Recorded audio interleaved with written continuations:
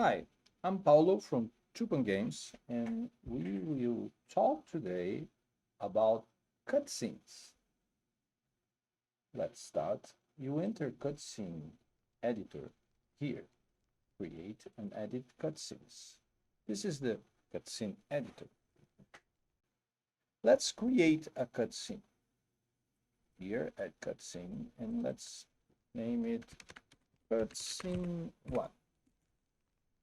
A cutscene is a collection of tracks. This is a track, okay? And each track has keyframes. A track can be thought as something in the map. Cutscenes are all about animation.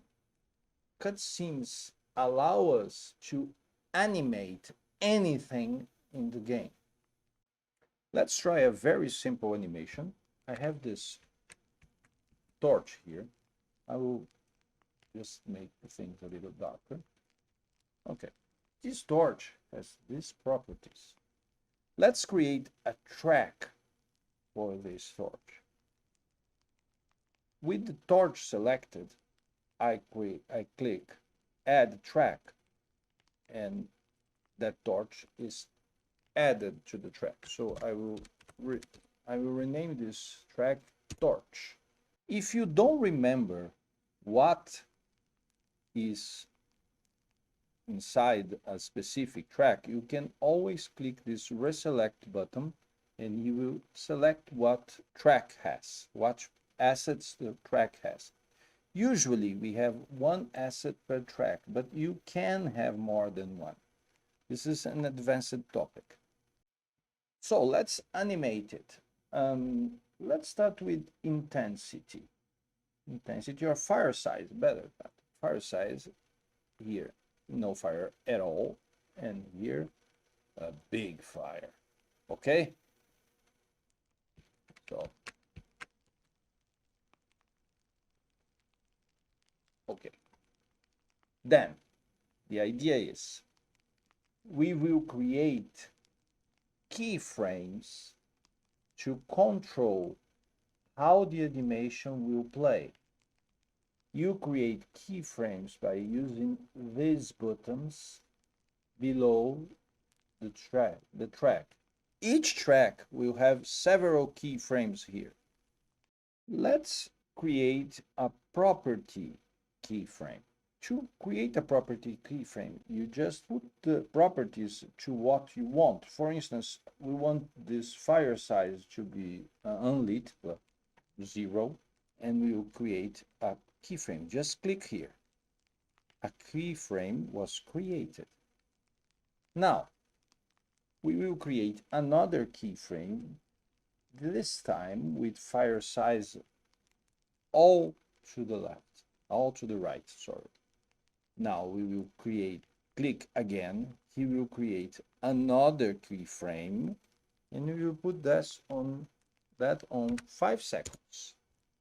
So we have one keyframe here and one keyframe there. Now let's play and see what happens.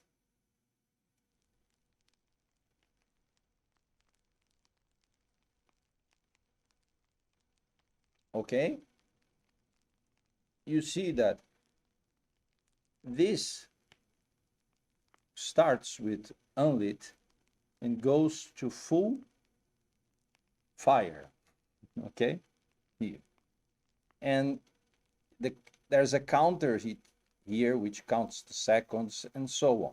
Okay, some shortcuts, interesting shortcuts. If you press shift and click here, he will reselect the properties of this one. I will click shift here and click here and select. Okay, now this checkbox smooth indicates that the fire size should increase over time smoothly.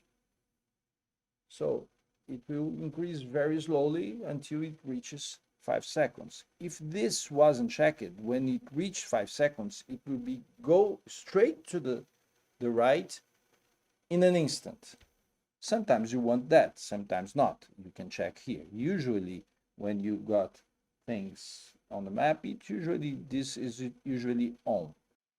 If for some reason you want to update this one property keyframe, you can, for instance, it's too much fire perhaps, you can put here. Okay.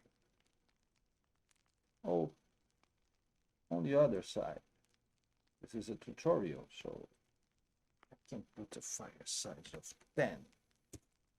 Wow.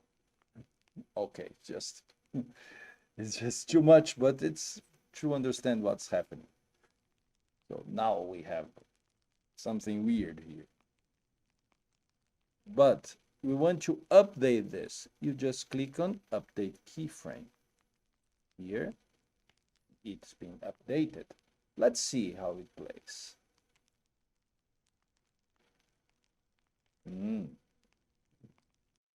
Now, suppose that you want to create, to return it to the size it was.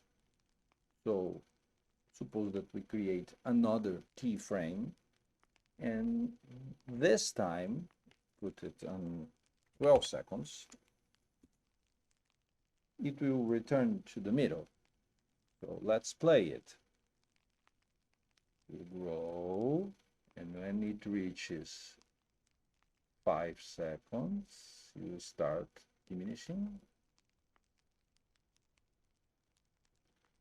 and then it returns. It takes 5 seconds to reach maximum size, and it takes more 7 seconds to reach the original size. And it starts from 0. Now, the point is, you can animate anything. For instance, it could start with a blue color. Okay, let's update this keyframe. And this keyframe has a yellow color. But this keyframe has, let's choose a green color. Okay. And let's update this keyframe. So it now starts blue, goes to yellow, and will go to green.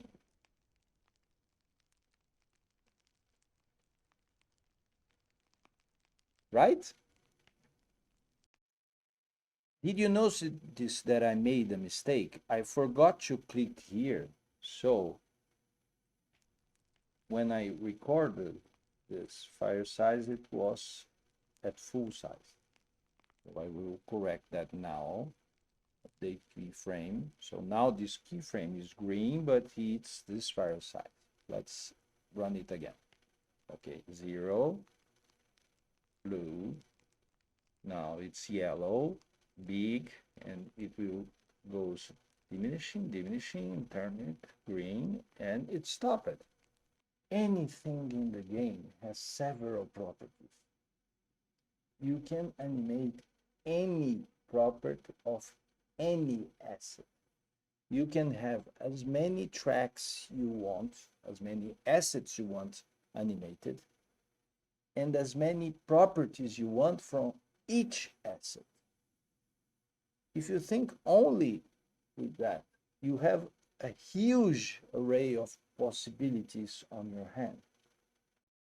Now, if you click here, hide when playing, it will hide this min. And if you hide objects, we'll hide grids and lights and so on that we don't have here. But let's play this. This will go, you fade away, okay? Here.